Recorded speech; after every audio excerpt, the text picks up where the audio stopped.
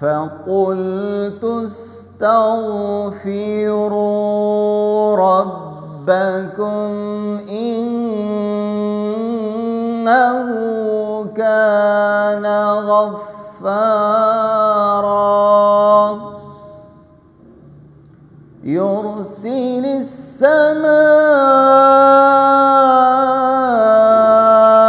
عليكم مدرارا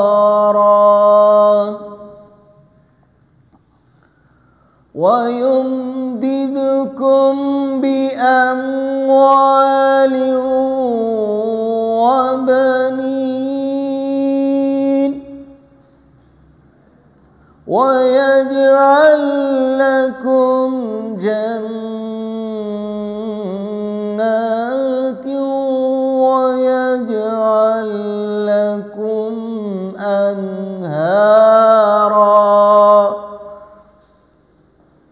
ما لكم لا ترجون لله وقارا وقد خلقكم أطوارا